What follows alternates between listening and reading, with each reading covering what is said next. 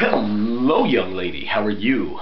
My name is Charles Cather, and I'm sure your husband has told you about me. Your husband, Marco. He sent me an email, maybe, I don't know, a week or week and a half ago, about his situation and your situation and your concerns with traveling and living actually here in Serbia. I have a little bit, maybe have an idea of kind of what you're struggling with. You come from South America, a strong Catholic country, Peru. Here, I lived actually in Mexico last year for 10 months. I moved to Mexico. I didn't know anyone. I quit my sales job and moved down to a little town in central Mexico, speaking very, very little Spanish. Poquito español. Yo hablo poquito español. But I moved down there, and I was nervous about going to Mexico because I'd heard a lot of bad things about drugs and gang violence and shootings. And I was actually in Michoacan, which is one of the worst states for drug trade and drug gang activity. But oh my God, I loved it. I fell in love with the place. The people there in Mexico are very, their families are very together. I mean, family is very, very important. And that's one thing I noticed that you will notice when you come to Serbia. Hopefully you do come to Serbia. Your husband loves you. You have a son together, and he's very distraught about having to leave you and your son behind there in Peru. And here in Serbia, there's quite a few people. I'm actually in Zrenjanin. It's a little town, not little. It's maybe 100,000 people here in northern Serbia. It's maybe 45 minutes, an hour west of Belgrade. But some of the similarities between your culture, not saying I know everything about Peru, but if it's similar to Mexico, family here is very, very important.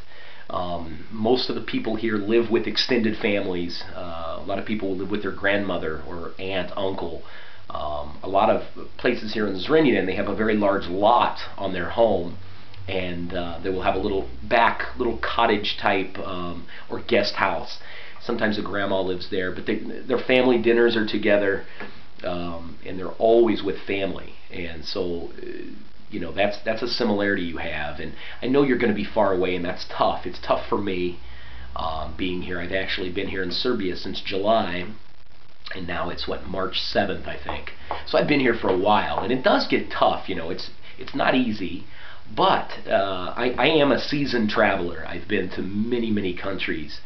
And to tell you what, this was the country that I was most concerned about visiting, to be honest with you. I was nervous. I was, I've heard nothing but negativity, as I'm sure you have, coming from the Western Hemisphere. We hear all the negative things about Serbia, and it's probably more so in my country. We're one of the biggest supporters of NATO, and we like to get involved in all these conflicts around the world. So I'd heard nothing but negativity about Serbia. I've seen maybe 8 or 9 movies, Hollywood movies, that portray the Serbs as bad guys. On TV shows they make jokes of them, and just a lot of bad things. And being a big Bill Clinton supporter, at the time, I heard him come on TV and say all these, vicious things about the Serbs, and, I believed it, but anyway, I flew here in May 28th of 2010, came here. I flew by myself to meet some people that I'd met on a Facebook page that was ANTI-USA. The only reason I visited that website is because some friends told me about it. They told some of my American friends, said, you got to read these crazy things these people are saying about America, So I went there and read some, and it made me so angry. I fought with these guys, and slowly we formed a friendship. I just found out it was a lack of knowledge on my part of Serbia, and it was a lack of knowledge on the Serbians' part about America and American people. So, anyway, it turned out to be a great thing. I flew here. I absolutely was blown away by this place. And, the number one thing about the place that I was concerned with was the people of Serbia, the Serbian evil, bad guy people, just like in this new movie of Angelina Jolie, The Land of Blood and Honey. I just watched it. And man, after watching that, you know, if I would have watched that prior to coming here, I don't know if I would have came. I mean, it was just brutal, you know. But that is the biggest bunch of baloney that you will ever see, you know. Knock on wood, I've been here, like I said, for about 8 months, and I've had zero issues with the Serbian people. The Serbian people are just are so hospitable and so welcoming to me. It's seriously amazing, and you will notice that as a foreigner they treat you better than they treat each other here. You know, I've heard that a lot of my Serbian friends are like, damn, you know, I can't believe you're having such a good time, that people are treating you that well, you know, because we don't treat each other that, you know, that way. But everybody here has just treated me. In this little town of Zrenjanin, 100,000 people. Everywhere I go, I can't be alone. You know, I like that sometimes, to sit in a cafe and talk to my friends back home. But constantly someone's coming up. Hey, hello, are you Charles? Are you Charles?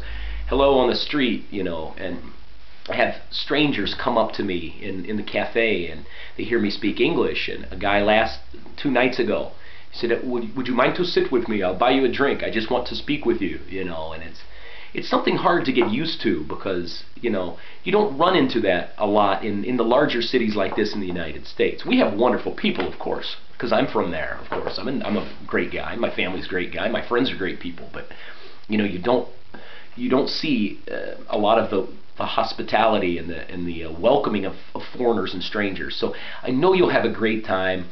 There's also, actually in this town, there's a lot of people that actually speak Spanish.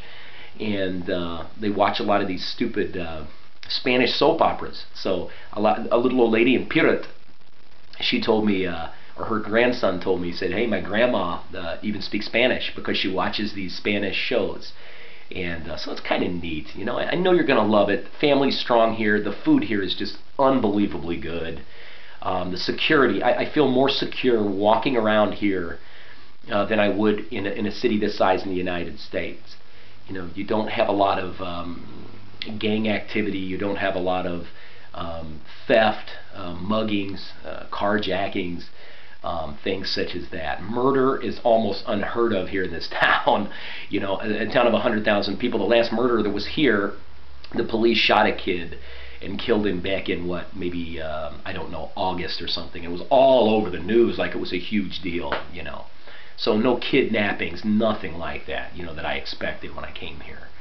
And that's really, you know, that's about all I have to say. I've started a blog. It's called Serbia Through American Eyes, and you can go on. It's Serbia Through American Eyes.wordpress.com, and you can go there. And I've been trying to show the world that it's not just my opinion. It's almost every single foreigner that has traveled here has something good to say about Serbia. And I've currently got maybe 10 or 15 foreign friends, Americans, Brits, an Irish gal, Australians, a Spanish guy, and actually a guy from Spain that's living here. And we're all going to get together and write some reviews for you to try to soothe you and try to let you know that the truth about this country.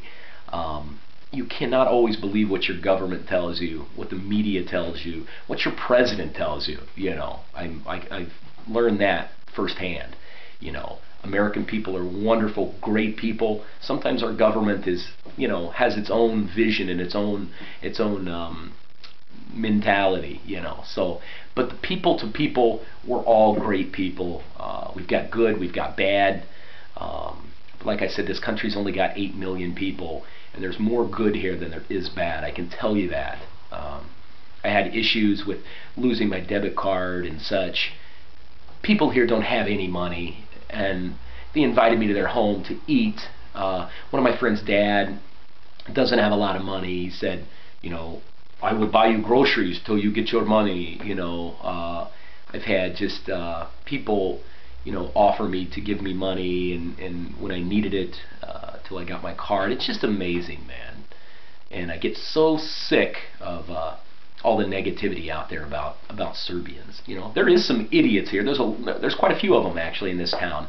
Young hooligans, nationalistic, ultra nationalistic people that don't like me, and that's fine. You know, I understand that. I didn't grow up in a country I grew up in the United States. We're well protected.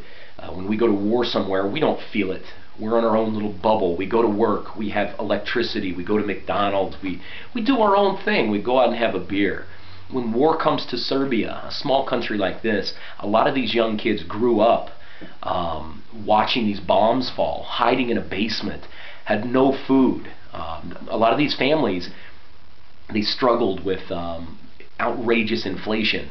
Like the inflation, just here, one of my friends said that they had worked a whole entire month. The mom got the paycheck, went to go buy bread, and barely could buy bread with her whole paycheck. I mean, it's just, you know, some problems I think a lot of people have is that they don't try to understand the other person's point of view. And that's something I try to do. I try to listen to the other side, even if I disagree. And you know, just sometimes you just need to shut up and listen to the other guy and try to put yourself in their shoes. And I did that, and so I can understand a lot of the hatred. And you know, NATO bombed this country for 78 days, I think. And so, my God, you know, like I told some of my friends in the United States, if I'm in Illinois and there's a country constantly bombing me, I didn't have electricity, I could barely eat, I couldn't go anywhere, I would be pissed off. I mean, it's just, it's a normal thing, you know. So you just got to talk to people one-on-one, and people realize that once they meet me, you know, so one of the most touching things, one of the most touching things for me is when I sit down with somebody that's hated the United States, that has a very negative image of our country because of a bombing, maybe a family member was killed.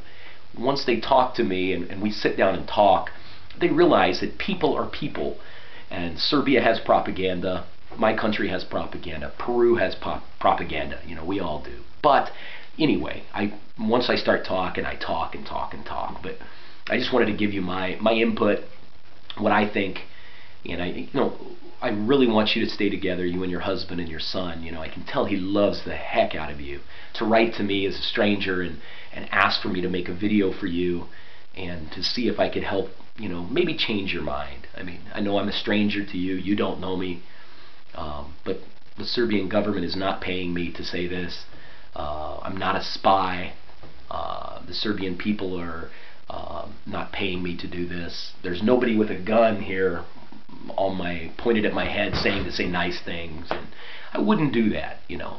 I came here, I traveled here, I live here, and I love it here, and I know you will too. So just give it a chance. At least come here and check it out, and once you are invited into a Serbian home, you'll change your mind. Thank you so much. Hope you're having a great day, and I really hope to see you here in Serbia. And I've got your email, so I'm going to be working with a lot of the foreigners here to write up a nice little summary of Serbia, what they think, things you should do, things you shouldn't do, and maybe help you stay together. Take care.